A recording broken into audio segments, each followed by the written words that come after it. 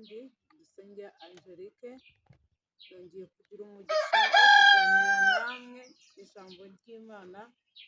Munyemerere dusenge hanyuma tuganire.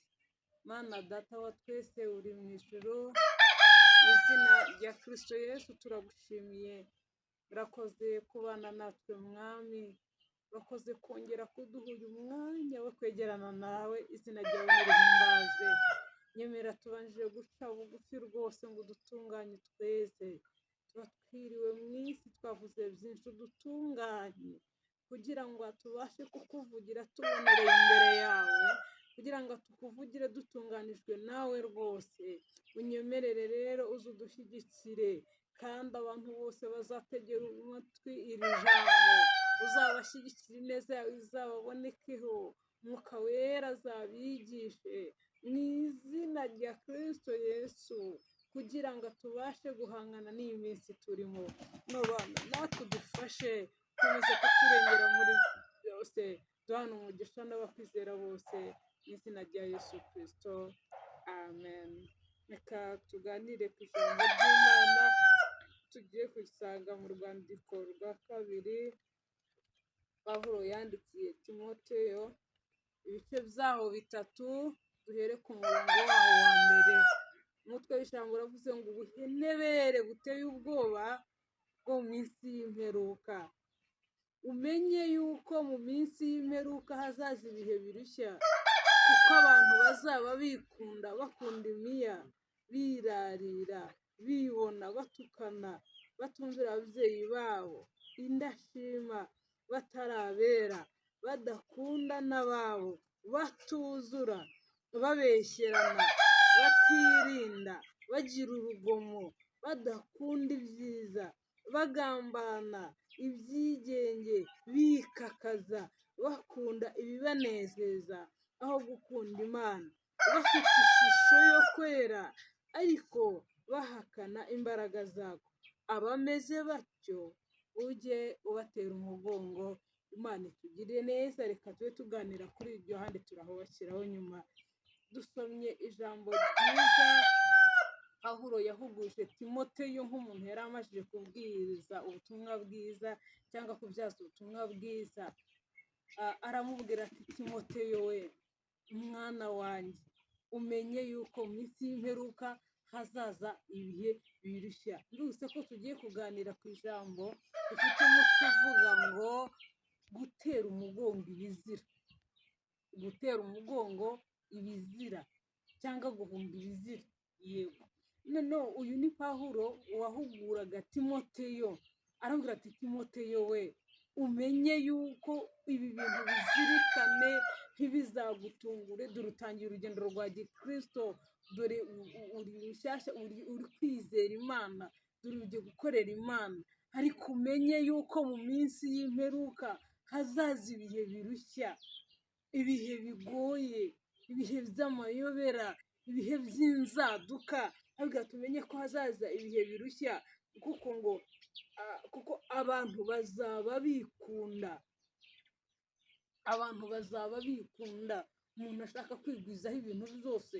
Niyo mpamvu ubona leta y'u Rwanda itanga imfashanyo zikiherera hamwe, zikaba zahera no mu buyobozi n'abantu bafite ubushobozi. Abantu bakikunda ku rwego adashobora kugirira n'impuhwe imfubyi, azi ko nta muntu uri buyireberere. Umuntu akikunda azi ko umuntu ari umukene burara, azi ko nta yindi kirengera agira, kandi warabizi ko afite ayo mazu, afite ibintu byose bishoboka, afite akazi, arahembwa, ageze gute, ariko akabona umuntu burara udafite n'ahantu aba, akikunda ibyo bamugeneye akabyikubira. Imana itugirire neza. Arabwira ati, Timote, ibyo bintu bizaza, nibyinjira no mu itorero ntibizagukange, umenye yuko bizaba ari iminsi y'imperuka. Arabwira ati, abantu bazaba bikunda. Kabiri, aramubwira ati, Timote, kandi abantu bazaba bakunda imiya. Abantu bazaba bakunda imiya, abantu bazaba bakunda amafaranga ku ku rwego umuntu atasinzira, ku rwego umuntu yakibagirwa umwana, akibagirwa umugore we, akibagirwa ikintu icyo ari cyo cyose, akibagirwa guterana, akibagirwa gusenga, akibagirwa gusoma ijambo. Abantu bazaba bakunda imiya Timote, uramenye mu minsi y'imperuka abantu bazaba banakunda n'ikindi nubibona ntibizaguhahamure. Gatatu aramubwira ati Timote, abantu bazaba banirarira. Tugeze ku rwego umuntu yirarira, iyo bigeze ku basore biba ari akarusho, arirarira akakubwira uburyo rwose ameze neza, cyangwa se no mu bandi bantu muri rusange, umuntu akirarira akajya akubwira ati jyewe buriya rwose meze gutya na gutya, ndi imfura, ndi inyangamugayo. Abantu birarira ku rwego ruri hejuru. Hepfo aravuze ngo kandi bazaba bibona, abantu bafite ubwibone, tugeze ku rwego abantu bibona no mu nzira, akajya agenda yireba, akajya agenda yisiga, akajya agenda yitera amapafu, kandi urabona n'ubundi arasa neza, yirebye ageze gute. Abantu bafite ubwibone buri hejuru. Imana itugirire neza. Ngo abantu bazaba batukana rwose, abantu baratukana, uzumva no ku masosho media umuntu ajya agasebya undi, agatukana ibitutsi birenze. Iki gihe ntabwo nari nzi ko biriya bintu umuntu ashobora kujya hariya public, azi ko bizakurikiranwa, azi ko abana be bazabibona, azi ko umuryango we uzabibona, agatukana akavuga ibintu biteye isoni. Abantu bazaba banatukana, kandi ngo abana bazaba batumvira ababyeyi. Abantu bazaba batumvira ababyeyi, abwira ngo abandi bazaba ari indashima. Ibi ni ibintu yagendaga abwira Timoteyo, kandi ibi ni ibintu bimajije kugaragara rwose. Ubu ntabwo ari Timoteyo uri kubwirwa, ahubwo noneho ni twebwe bazakurikira iki cyigisho, ni njyewe uri kukivuga.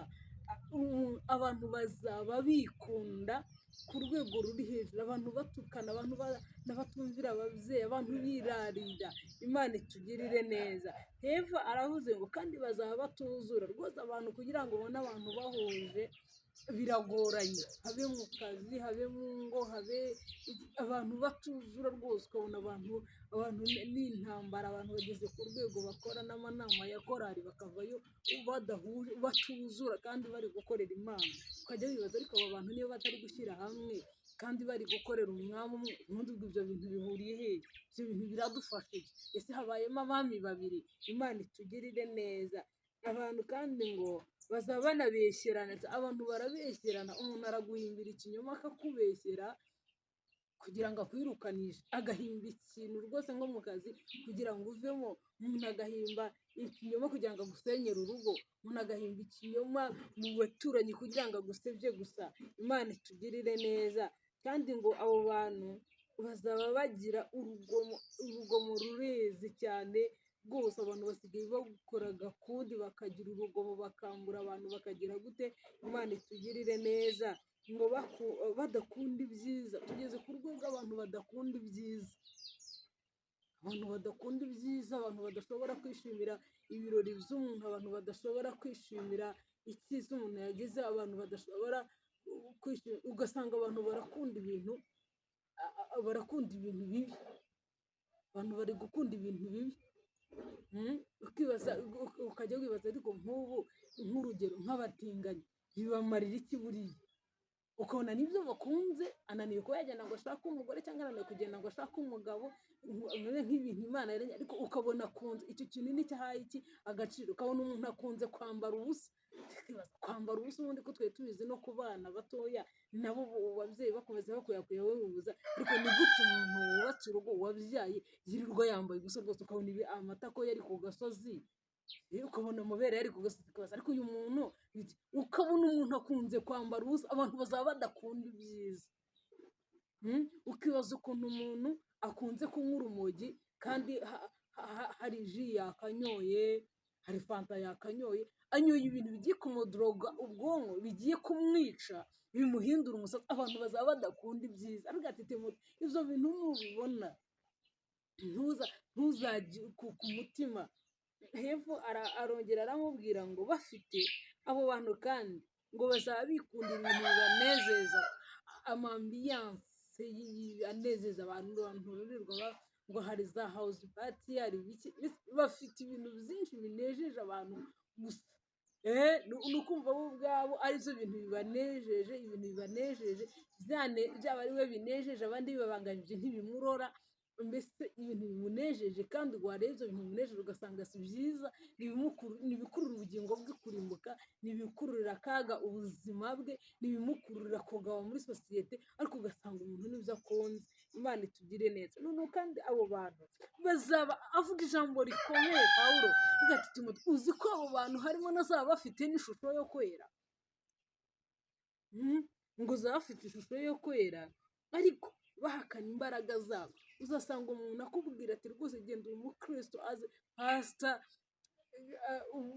diyakoni, umubwirizabutumwa runaka, ariko washaka imbuto ze, wareba imbuto ari kwera hanze, wareba imivugire ye, wareba imbuto yera mu rugo rwe, arinjira ari umugabo umugore ntavuge, abana bagasohoka birukanka, ukibaza ariko uyu muntu.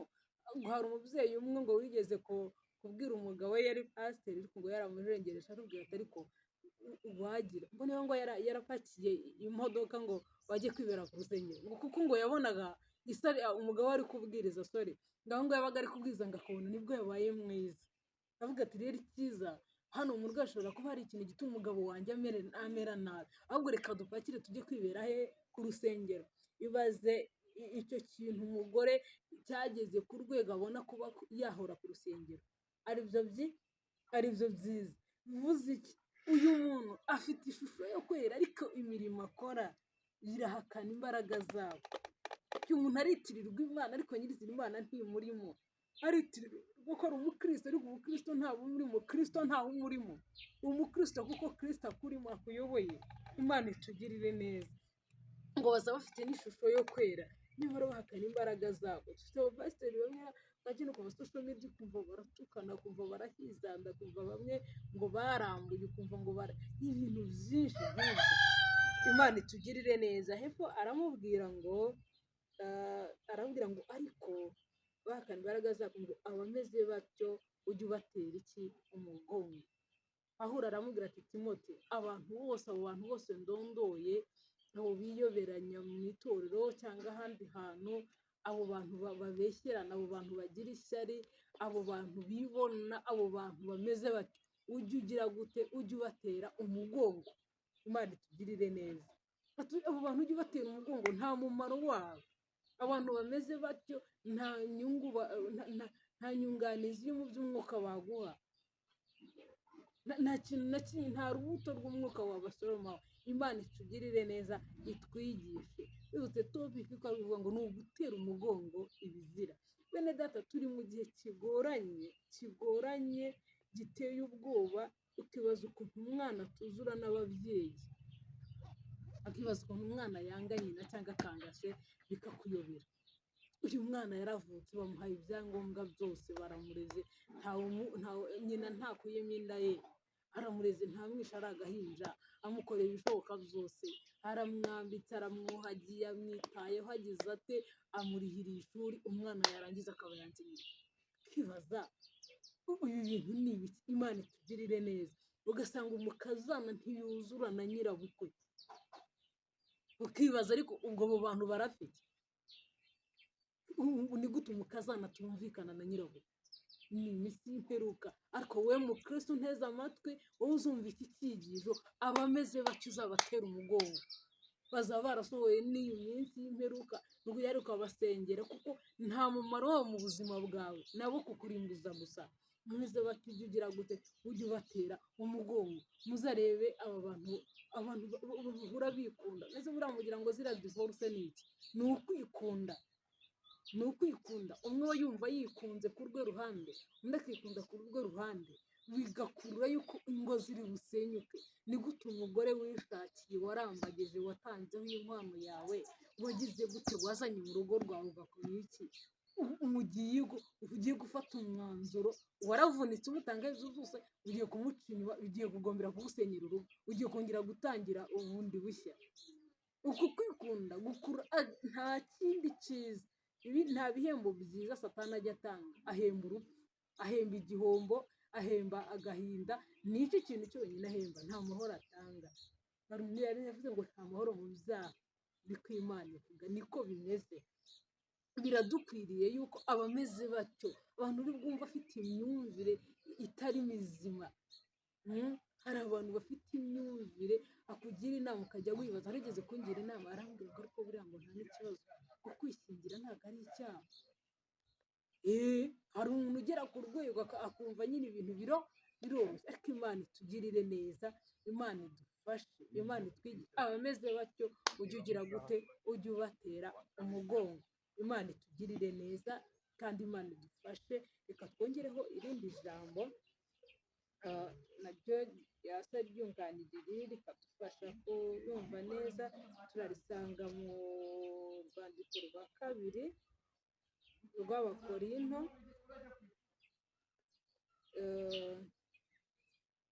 urwandiko rwa kabiri rw'Abakorinto, ibice byaho ni 6 dore ku murongo waho wa 14. Baravuze ngo ibyo kwifatanya n'abatizera, ntimwifatanye n'abatizera mudahwanye, mbese gukiranuka no gukiranirwa byafatanya bite? Cyangwa umucyo n'umwijima byabana bite?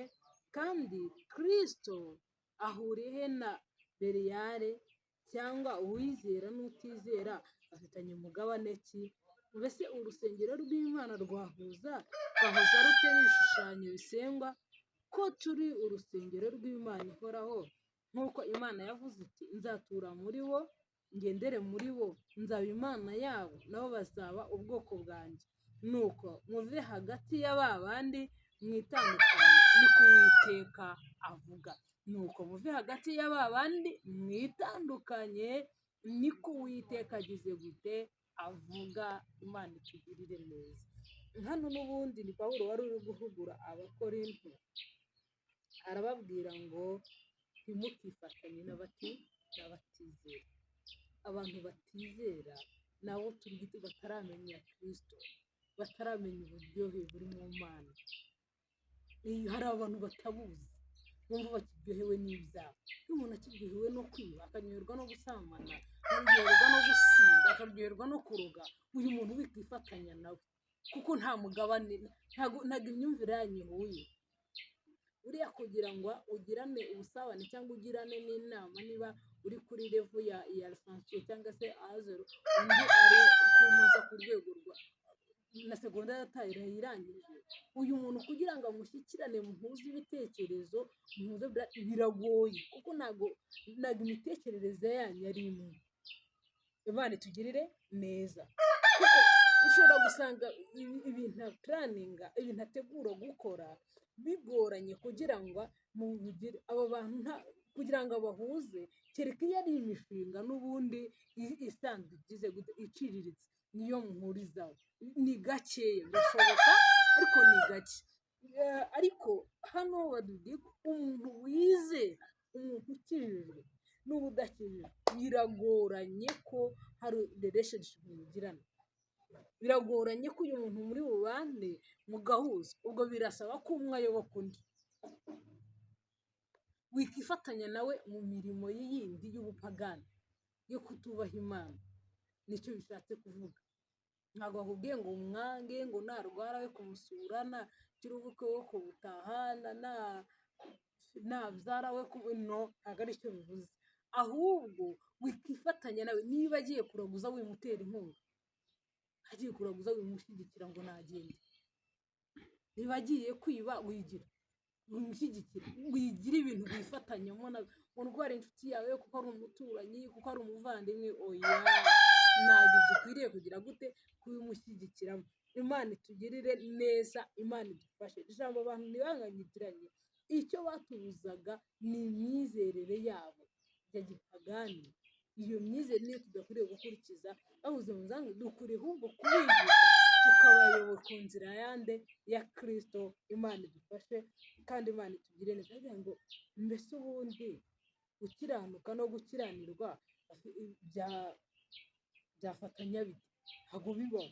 Gukiranuka ubundi umuntu ahitamo kuba umukiranutsi cyangwa agakiranirwa, niko bimeze.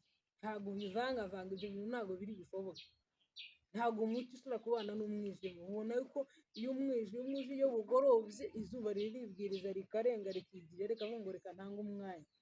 bwaba bukeye mu gitondo umwijima uribwiriza ukava mu nzira, izuba rikaka umucyo ukaza, niba umuriro uje umwijima uribwiriza ukagenda, niba hari umuriro uzimye ni ubyo nyine umwijima uraza. Ntabwo ibyo bintu bijya bibangikanye, ntabwo biturana, ntibishoboka. Imana itugirire neza, Imana idufashe tugire ibintu dutandukanye, twiririmba ngo tugaruke tunarwane, dusebanye, turogane, twibwiriza ngo tugaruke tube ibirara, tujye kuyoboza abandi. Imana idufashe itugirire neza. Abameze batyo mu Kristo, abameze batyo mwene data, ujye ubatera umugongo. Tugiye gusenga Imana, abameze batyo, umuntu wumva niba ari ikintu kiryoha kuri iyi si ni ugutunga umutima utakuregeje, ni kubana n'Imana neza. Nta kintu n'iki na kimwe ushobora kubinganya nacyo, nta na kimwe. Nta bundi buryohe, nta kindi kintu cyakunezeza kuruta uko ubayeho wumva ubanye n'Imana neza, utunze umutima utakurega ikibi. Reka dusenge Imana, hanyuma Imana idufashe, twebwe twese dukomeze kuryoherwa n'ibyiza Imana iri kudutegurira. Mana Data wa twese, turagushimiye kubw'ijambo ryawe utuganirije. Nyemerera ukomeze udushyigikire, umwuka wawe wera, aleluya, umwuka wawe wera nakomeze atuyobore, atwigishe, adusobanurire iby'iri jambo mwami, kugira ngo turusheho kukumenya. Niko umuririmbyi yaririmbye aravuga ngo mwami, icyo ngusaba ni umwuka w'ubwenge no guhishurirwa, kugira ngo ndusheho kukumenya. Udufashe turusheho kukumenya, kandi udushoboze gutera umugongo ibizira, kuko biragwiriye rwose, biragwiriye mu matorero dusengeramo, biragwiriye muri sosiyete ahantu henshi. Udushoboze gutera umugongo ibyo bizira, kugira ngo uzatwishyire nta mugayo turiho. Komeza kubana natwe, dufashe, dusabye twizeye mu izina rya Kristo Yesu, amen.